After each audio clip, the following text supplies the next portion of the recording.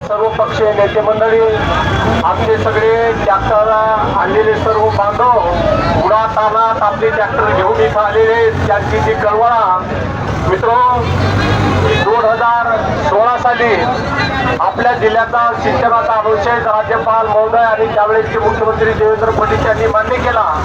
पण मोठ्या प्रमाणात आणखी शिक्षणानुशेष आपला आहे 15,000 हेक्टर मान्य झाला, पण आपला 1.5 लाख हेक्टर शिक्षणानुशेष आहे आणि हे 199 MMCU पाणी हे जर सोडल्या गेलं आणि हे जर इसापूर धरणात सोडल्या गेलं तर हिंगोली कळमनुरीचाच नव्हे, तुम्हाला वाटतं हिंगोलीच्या खरबीच्या पुढचा वाळवंट होईल, खरबीच्या मागचा सुद्धा वाळवंट होईल, शेनगाव तालुका हिंगोली तालुका सुद्धा वाळवंट होणार आहे। एकही प्रकल्प आपल्याला करायला मिळणार नाही, एक थेंबही पाणी आपल्याला हरवायला मिळणार नाही। म्हणून हा अत्यंत आजचा मोर्चा महत्वाचा होता आणि आजच्या मोर्चाला सर्व बांधव उपस्थित झाले, शेतकरी बांधव, सर्व पक्षाचे नेते सुद्धा मी सगळ्यांचं अभिनंदन करेन आणि मी सरकारचा प्रतिनिधी म्हणून आपल्याला एक अभिवचन देतो की आपण उद्या सर्व पक्षाचे नेते जे ज्यांनी भाषणं आता केली ते सगळेजण उद्या मुंबईत चला, फडणवीस साहेबांकडे मुख्यमंत्र्यांकडे जाऊन आपण उद्याच्या उद्या हा बंधारा रद्द झाला पाहिजे असे आदेश आपण काढू, बस तुम्ही तिथपर्यंत यावा अशी माझी हात जोडून आपल्याला विनंती आहे। कारण अत्यंत महत्वाचा आपल्या शेतकऱ्याचा विषय आहे। शेतकऱ्याची कुठली जात धर्म नाही, शेतकरी जात ही सगळ्या जाती धर्माची जात आहे, म्हणून शेतकऱ्याचा प्रश्न उपस्थित आहे आणि त्यासाठी आपण सगळ्यांनी सहकार्य करा अशी आपल्याला प्रार्थना करतो आणि आता लगेच माने साहेब बोलतील असं मी त्यांना उपस्थित सर्व हिंगोली जिल्ह्यातील शेतकरी बांधव, सर्वात अगोदर मी नारा देईन हिंगोली जिल्हा सिंचन संघर्ष समितीचा। एवढ्यानंच कसं होईल ते कलेक्टर पुसुराही जाईल झालं। हिंगोली जिल्हा सिंचन संघर्ष समितीचा धन्यवाद। सर्वात अगोदर मी या मायबाप ड्रायव्हरांचे आणि त्यांच्या मालकांचे आभार व्यक्त करतो की आपण आपली सगळी कामं टाकून या ठिकाणी आलात, त्याबद्दल आपल्याला हिंगोली जिल्हा वासियांच्या लेकरांच्या वतीनं लाख लाख धन्यवाद देतो। हे ट्रॅक्टर आम्ही एवढ्यासाठीच आणलेत की आता आमच्याकडे बैल उरला नाही आणि ह्या ट्रॅक्टरच्या मार्फत आम्ही मशागत करतो आणि जर मशागत नाही करता आली आणि कुणाच्या ऑफिसहून आणि सरकारवर जर येळ आली तर नांगर फिरवल्याशिवाय शेतकरी गप्प बसणार नाही, हे तुम्हाला त्यासाठी आम्ही हे ट्रॅक्टर आणलेत। आणि एवढ्यावरच हे सरकार जर ऐकत नसेल तर माग आम्ही एक JCB ठेवली, भाडीचे जे कोणी खरबी बंधाऱ्याला जाईल तो बंधारा पाडल्याशिवाय आम्ही राहणार नाही, हे दाखवण्यासाठी आम्ही JCB त्या ठिकाणी आणलेली। मित्रांनो, काही लोक आमच्या बाबतीमध्ये आमच्या फूट पाडण्यासाठी गैरसमज करून देत आहेत।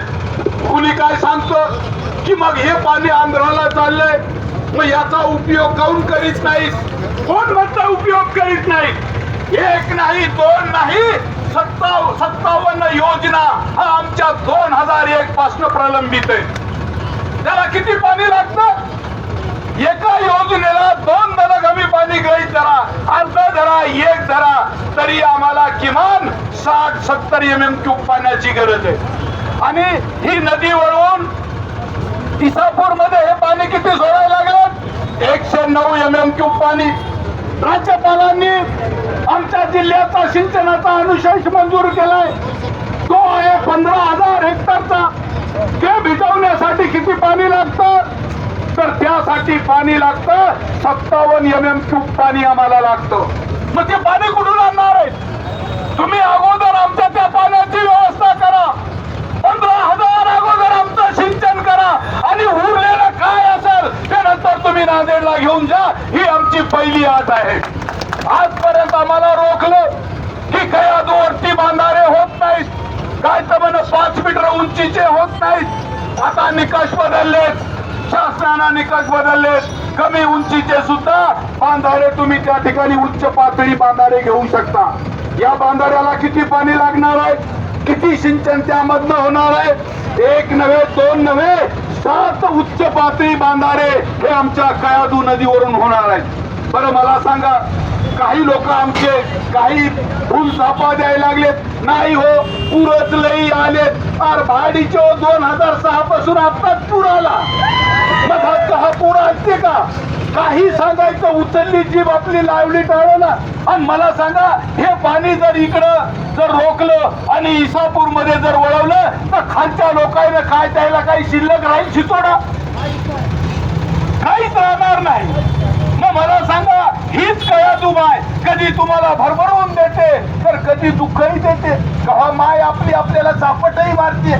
तशी 10-20 वर्षातून येतात कव्हा पुरं आपल्याला रोजमर्याला कोण रडत? आमच्या तर त्या नदीकाठच्या सगळ्याला सवय झालेली आहे. खरीप गेलं की रबी येते, रबी गेलं की उन्हाळी पाणी आम्हाला तीच कयाधू माय देते. अरे हीच जर मेली तर आपण लढाव कोणापाशी? हा तुम्हाला सांगतो, येणाऱ्या पिढीसाठी सगळ्यात मोठा धोक्याचा इशारा आहे. तुम्हाला येणारी आपली औलाद विचारेल, अरे आम्ही प्यायचं पाणी कुठून आणाव? कुठून आणणार आहे तुम्ही पाणी? ही कयाधू जर मृत झाली, इथंच वाळवंट जर पुढं झालं तर आपल्याला पाण्याचा थेंब मिळणार नाही. आमची काही मंडळी आमचीच भावकी आम्हालाच विरोध करायला लागली. आले नाहीत आज मोर्चा, तुम्ही ओळखून गेला असेल कोण आहे. आम्हाला काही करायचं नाही, पण आम्ही आमचा हक्क सोडणार नाही. आमचा हक्क आहे कयाधूवरती बांधारे झाले पाहिजे, नंबर 1.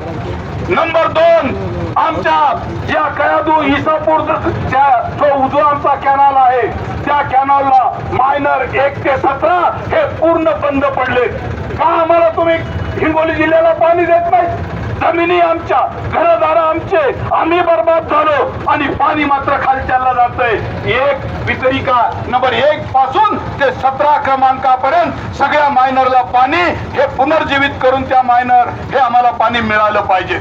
आणि आमच्या जिल्ह्याचे जे काही 57 प्रस्थापित योजना आहेत, साठवण तलाव आहेत, त्याच्यामध्ये कळमनुरीच्या आहेत, त्याच्यामध्ये शेनगावच्या आहेत, त्यामध्ये औंढ्याच्या काही आहेत, हिंगोलीतल्या काही आहेत. या सगळ्या योजना जर मिळून केल्या तर हे पाणी 109 तर कुठं गरब व्हायलंय काहीच सांगता येत नाही. अधिकचा पाणी आम्हाला लागतंय. आणि तुम्हाला सांगतो, हे शहाणे काय सांगायला लागलेत. आता आमच्या मुख्यमंत्र्यांनी काय सांगितलं की आम्ही नदी जोड प्रकरणात म्हणे ते विदर्भातलं सुद्धा पाणी आम्ही वाशिमला आणणार, वाशिम वरून पैनगंगेत सोडणार.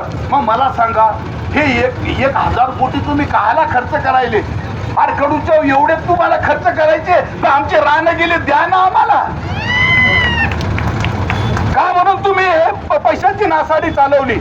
1 नव्हे 2 नव्हे नाही, 1000 कोटी रुपये हे केवळ या तुमच्या इथल्या खरबी बंधाऱ्यावर खर्च व्हायला लागले. आणि उरलेले पैसे 102 MM³ खाली तुमचा जो तुमच्या बांबळी बंधारा आहे त्या बांबळी धरणावरून तिथं एक धरण बांधायचं आणि उरलेलं पाणी जे पैनगंगेत कयाधूचं जातं ते अडवायचं आणि तेही इसापूर धरणात सोडायचं. इसापूर धरणाची उंची वाढवायची. अरे भाडीच्या एवढंच तुम्हाला पाणी पाहिजे तर तुम्ही तुमच्या इकडे अडवान जिरवाना किती जिरवायचं ते?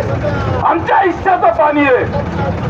आमचा जिल्हा, आमचं पाणी, आमचा जिल्हा, आमचं पाणी, आमचा जिल्हा, आमचं पाणी.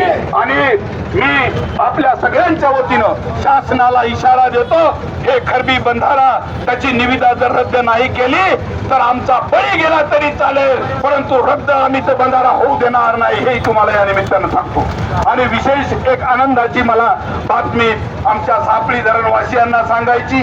काल परवाच तुमचं सुद्धा सापळी धरण रद्द झाल्याचं नोटिफिकेशन हे आलेलं आहे आणि त्याबद्दल आता तुम्हाला सुद्धा तुमची चिंता ही आमच्या 14 गावची दूर झाली.